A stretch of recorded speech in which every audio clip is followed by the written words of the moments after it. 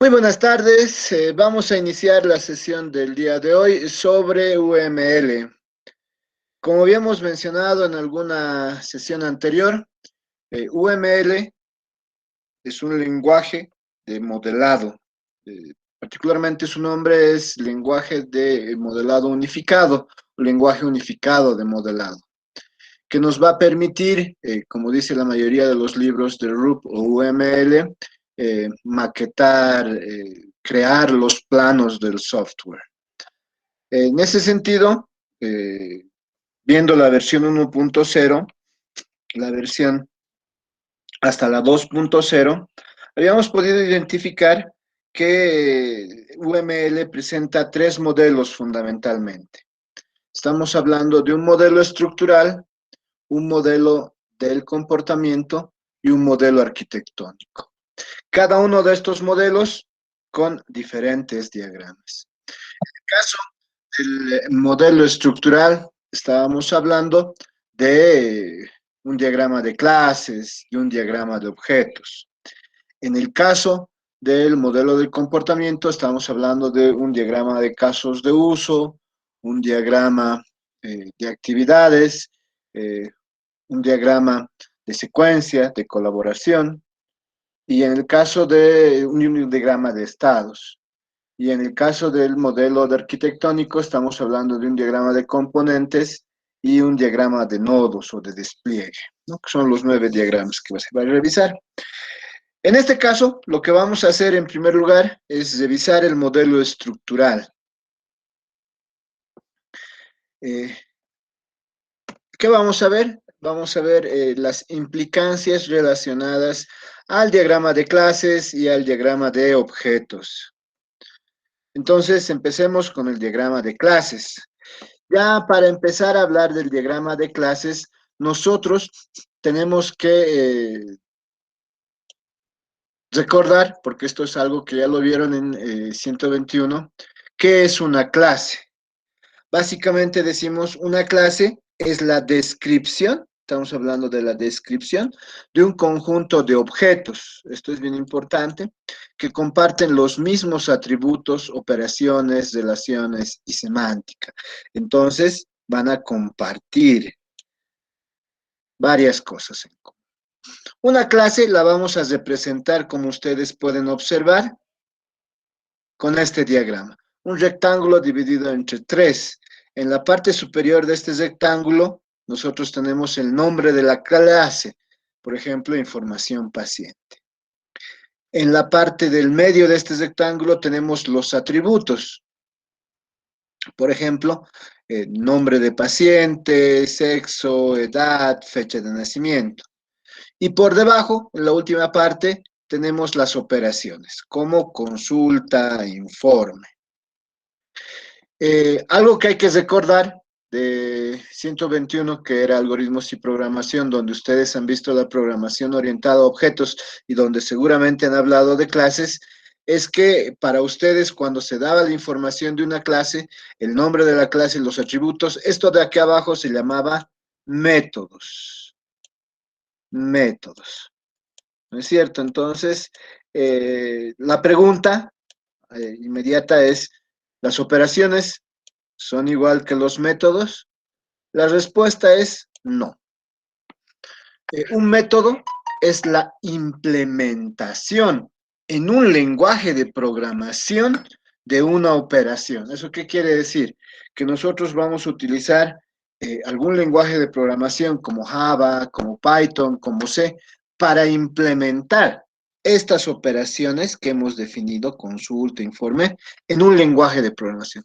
Cuando se implementan estas operaciones en un lenguaje de programación, estamos hablando de métodos. Mientras tanto, son dos cosas diferentes. Operaciones es diferente de métodos. Y estamos, como les decía, recordando algunas características de una clase, como su nombre, atributos y operaciones. Hablemos un poco más sobre los atributos, sobre las operaciones. En UML se puede dibujar la clase solo mostrando el nombre de la clase, como tenemos en esta primera figura, solo mostrando el nombre de la clase, información paciente. O como tenemos en esta segunda figura. El nombre de la clase sin atributos, sin operaciones. ¿De acuerdo? Ahora, un atributo es una abstracción de un tipo de dato o estado que describe un rango de valores. Una clase puede tener cualquier número de atributos o no tener ninguno. Aquí estamos diciendo que la clase 2 no tiene, diagrama 2 no tiene atributos ni tampoco operaciones. Pero estamos diciendo que es una abstracción de un tipo de dato. Eh, Además, podemos tener solamente, como en el caso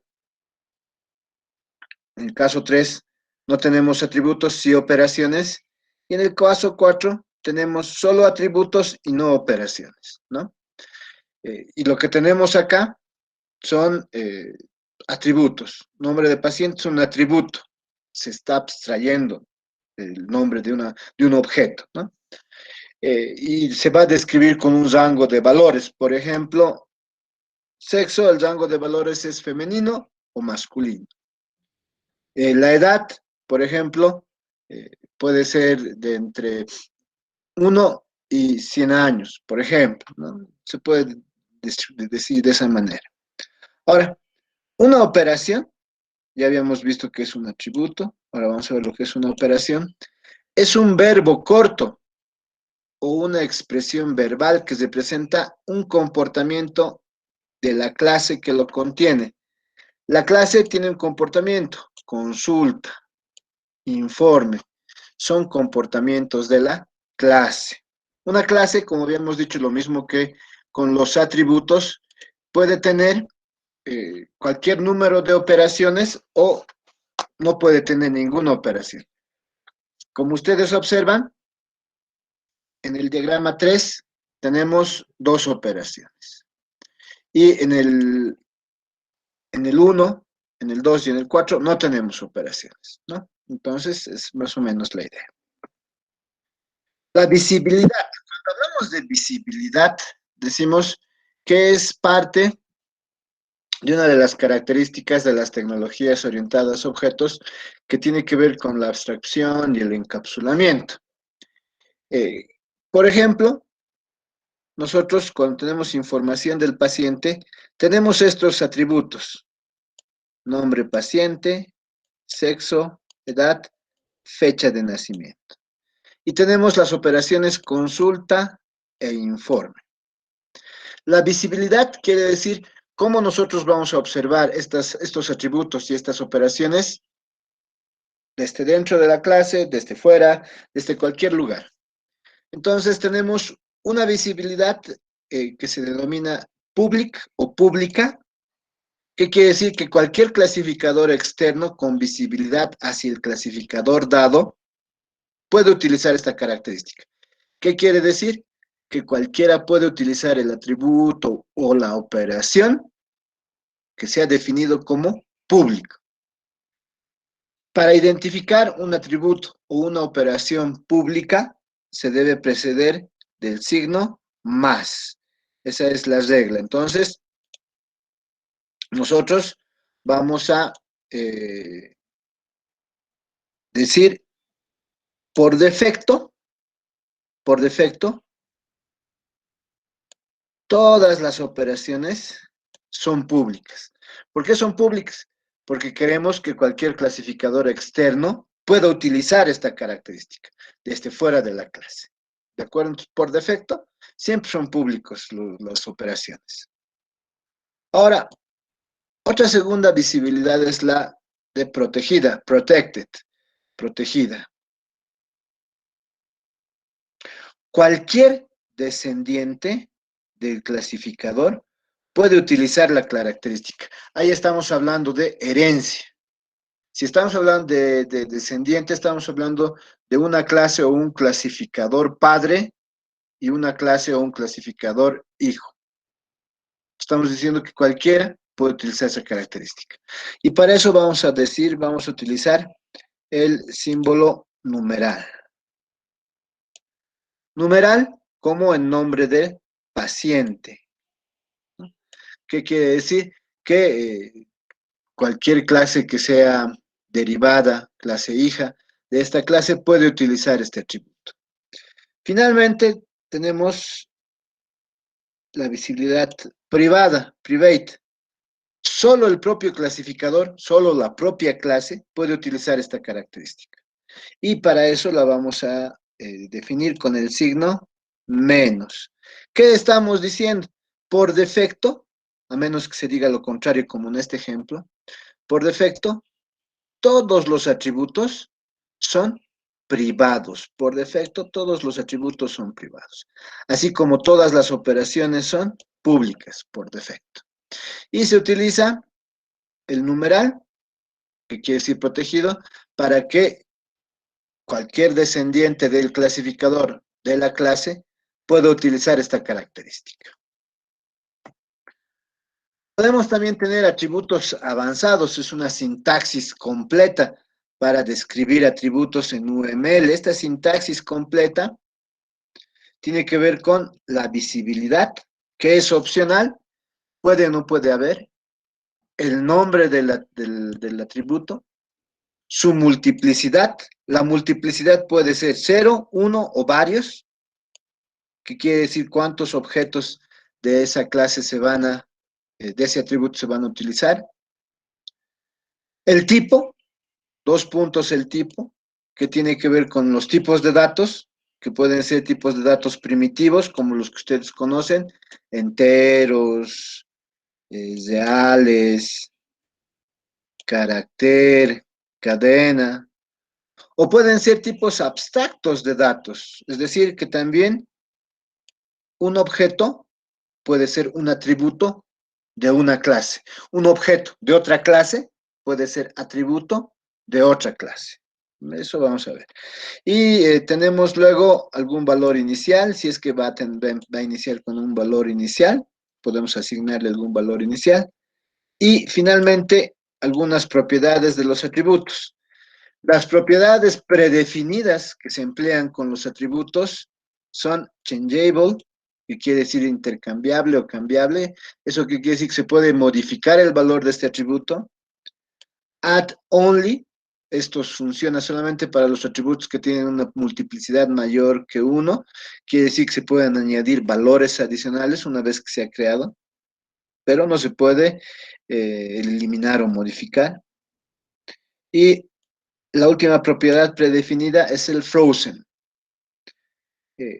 El valor del atributo no se puede modificar tras inicializar el objeto. ¿Qué quiere decir? Que está congelado y no se puede cambiar.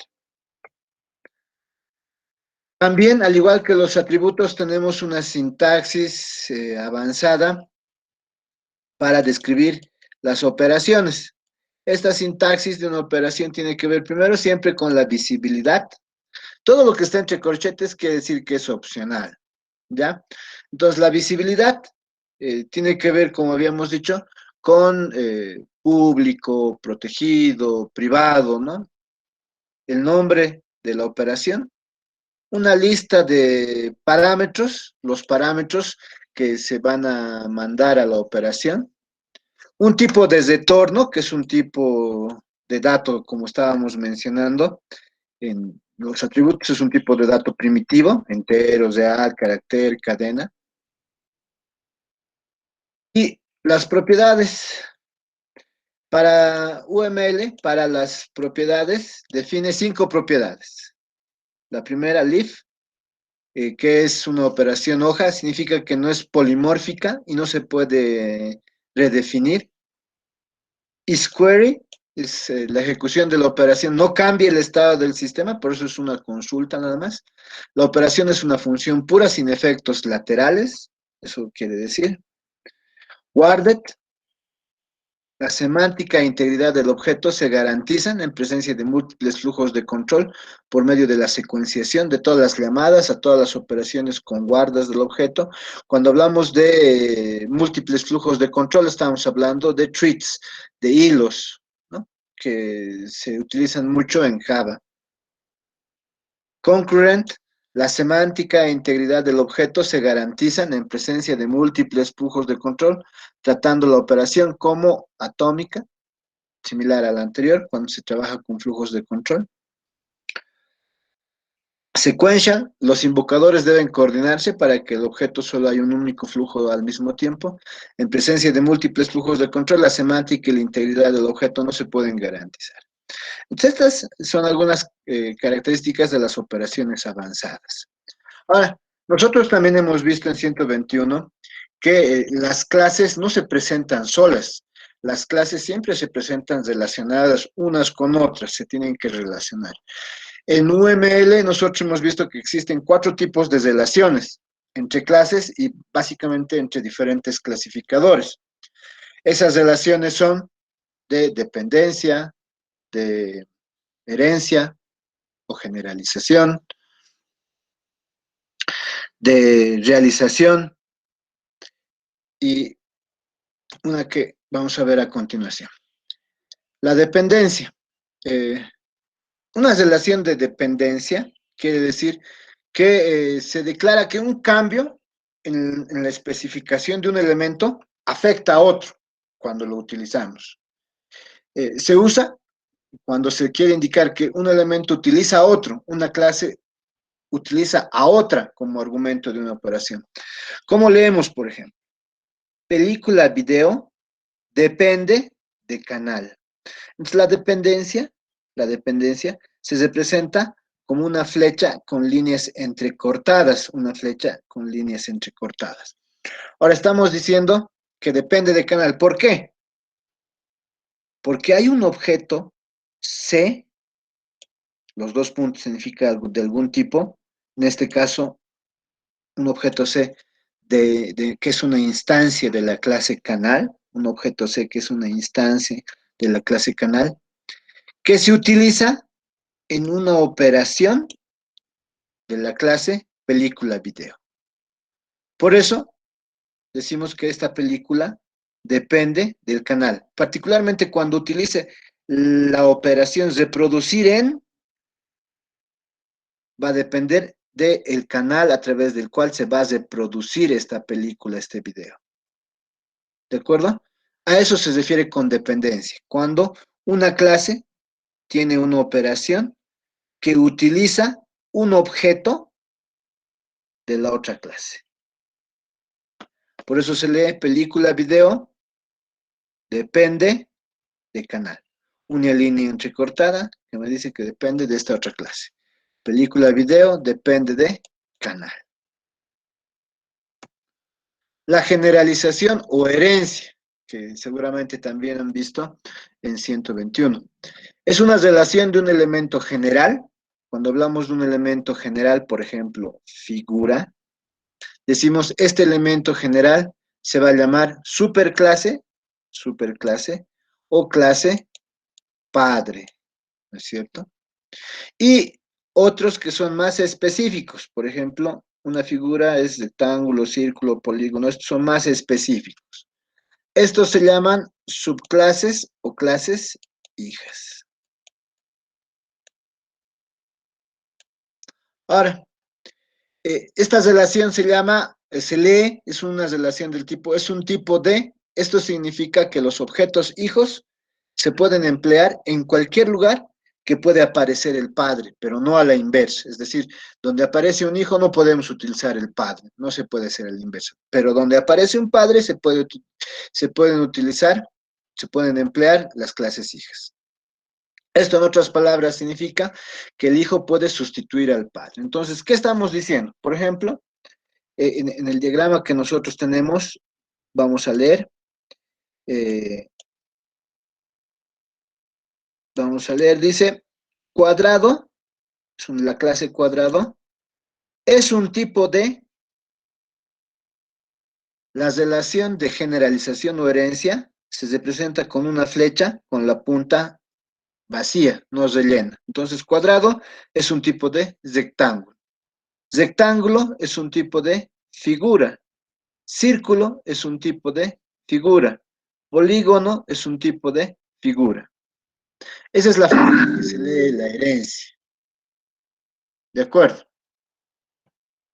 La asociación es una relación estructural. Cuando hablamos de una relación estructural, hablamos que tiene que ver con relaciones entre objetos que están conectados entre sí, que no tienen alguna otra semántica más importante. Por eso dice, en una relación estructural especifica que hay objetos, hay clases, que se conectan con otros objetos, con otras clases. Simplemente, las asociaciones de objetos de la misma clase se denominan relaciones, asociaciones unarias. Entre dos clases, relaciones binarias. Entre varias clases, la asociación se puede dar entre varias clases n-áreas. Las asociaciones se utilizarán cuando se quiera representar relaciones estructurales entre pares. Aparte de esta forma básica, hay 4 adornos que se aplican a las asociaciones. Como hemos dicho, podemos tener una clase, ¿no? Una clase A, y podemos tener una clase B. Hemos dicho, no hay mayor semántica, ¿no? Simplemente es una relación entre iguales. La asociación solo es una, la relación de asociación se representa solo como una línea que va a relacionar dos clases, simplemente. Los adornos que puede tener una asociación es el nombre. Puede tener un nombre que va a describir la naturaleza de la asociación. Para este nombre le vamos a agregar una flecha para darle la navegabilidad, para que se entienda de qué lado se lee.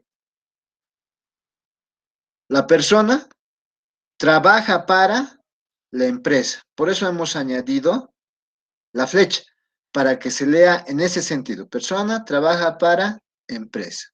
No en el sentido contrario. Empresa trabaja para persona. No, por eso es necesario una flecha. Esta flecha nos da la navegabilidad. ¿De acuerdo? Estamos hablando de la navegabilidad. Un segundo adorno es el rol. Cuando una clase participa en una asociación, tiene un rol específico que juega en la asociación. Un rol es simplemente la cara que la clase de un extremo de la asociación presenta a la clase del otro extremo. ¿Qué quiere decir? En el ejemplo que ustedes observan, para persona, ¿qué es la empresa? Para la empresa, ¿qué es la persona? Sus roles se ponen al lado de las clases. Para la empresa, entonces, persona había sido un empleado.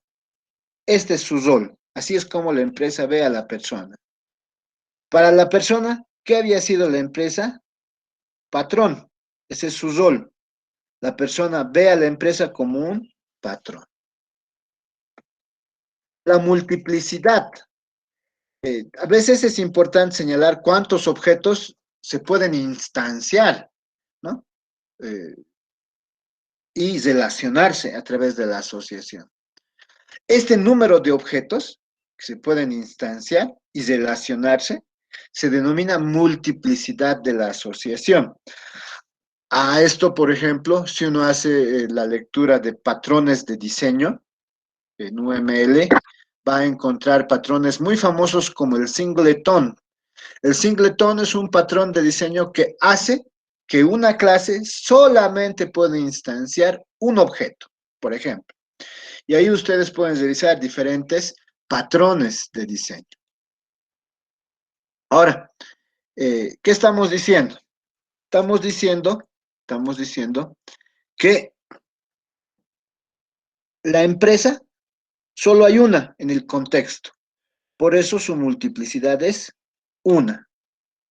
En cambio, una empresa puede tener varios empleados, varias personas trabajando, entonces puede tener uno o varios objetos instanciados de esa clase. ¿De acuerdo? Porque es más o menos como nosotros entendemos la multiplicidad.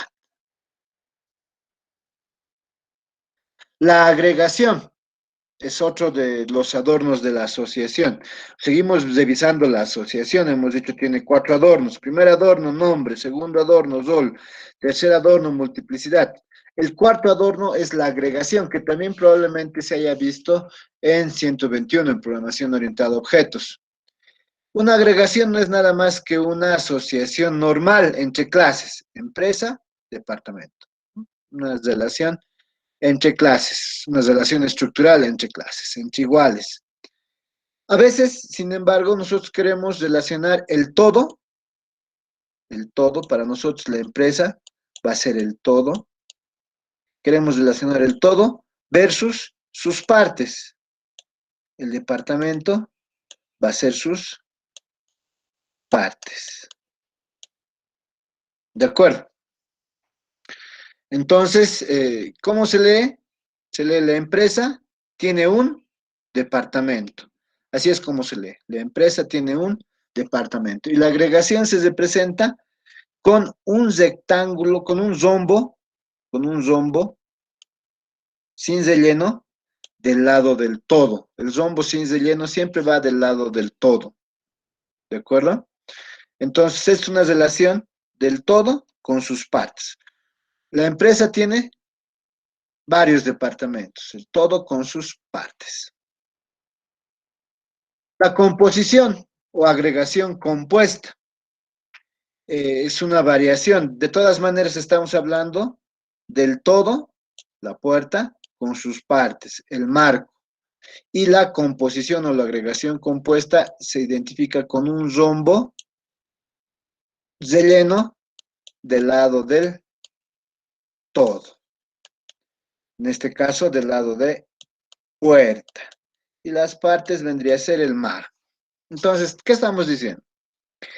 Existe una variación de la agregación simple, que es la composición, que es una forma de agregación con una relación más fuerte de pertenencia y vidas coincidentes.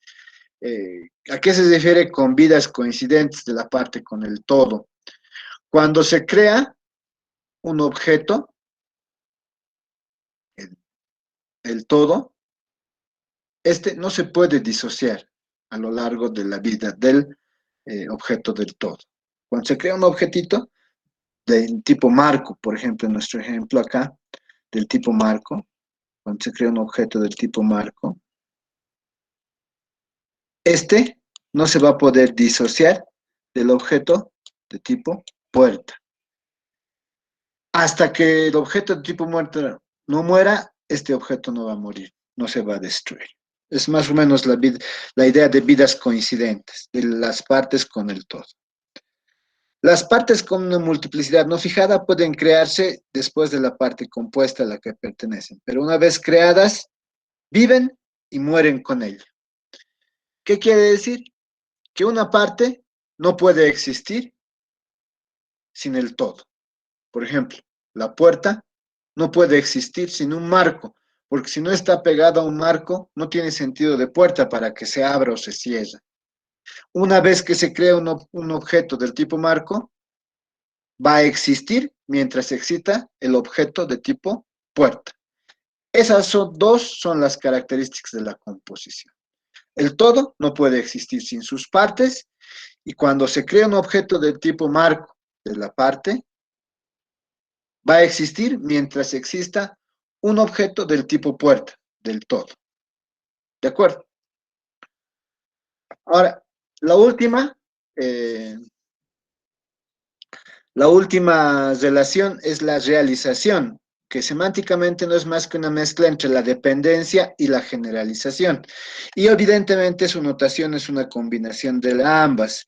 La dependencia decíamos que era una flecha con línea segmentada. Y la generalización, esta flecha era una línea de esta manera. Entonces la realización tiene este símbolo. Hablemos un poco ahora de los diagramas de objetos. Hablemos un poco de los diagramas de objetos. Para empezar a hablar de los objetos, tenemos que primero definir qué es una instancia. Una instancia es una manifestación concreta de una abstracción, a la que se puede aplicar un conjunto de operaciones y que posee un estado que almacena el efecto de estas operaciones. Entonces, no solamente las clases en UML tienen instancias, eso es lo que vamos a ver más adelante. En este caso, cuando hablamos de clases, decimos instancia y objeto son en gran parte sinónimos. ¿Cuáles son los elementos que tienen instancias? Clases, componentes, nodos, casos de uso, asociaciones. Estos 5 elementos en UML tienen instancias, ¿no? Manifestación concreta de uno de estos en un momento determinado. Aquí estamos representando un objeto. Un objeto se representa con el nombre del objeto, teclas pulsadas es el nombre del objeto, 2 puntos, que me dice que es de la clase cola, y subrayo todo eso. Ese es un objeto. Puedo tener objetos anónimos. ¿Qué quiere decir objeto anónimo? Que no tiene nombre. Por ejemplo, acá ustedes ven, no tiene nombre del objeto, es de la clase marco. Subrayo y digo, ese es un objeto. Un objeto, además, es algo que ocupa espacio en el mundo real o conceptual y sobre a lo que se le puede hacer ciertas cosas. Podemos dar nombres explícitos a objetos, ¿no? Como habíamos dicho aquí, teclas pulsadas, es un nombre explícito. Además, solo que el nombre que nosotros le demos solo es conocido por el computador donde existe. ¿Por qué? Porque este objeto, teclas pulsadas, no es visible para ningún usuario, sino más bien solamente se ve en el código. ¿De acuerdo? También, porque estamos hablando de eso, estamos diciendo que pueden existir objetos anónimos, como no es necesario que se vean porque aparecen simplemente en el código, estamos hablando de un objeto anónimo. Aquí está, por ejemplo, en marco tenemos un objeto anónimo. Entonces, ¿qué hacen los diagramas de objetos? Los diagramas de objetos van a modelar las instancias de los elementos contenidos en los diagramas de clases. Exactamente como salga un diagrama de clases, va a salir un diagrama de objetos. Pero sin utilizar las relaciones que hemos visto, solo una asociación, y en lugar del nombre de la clase, el nombre del objeto. Y eso es lo que vamos a ver. Por eso dice un diagrama de objetos muestra un conjunto de objetos y sus relaciones en un momento dado. Ok, ¿alguna pregunta hasta aquí? Preguntas. No, no, listen. Ok, Ninguna, licenciado. voy a subir un ejemplo para que ustedes vayan revisando ya la siguiente clase. ¿Está bien? Sí, está bien, Lick. Bien, estamos deteniendo la grabación. Ok. Em,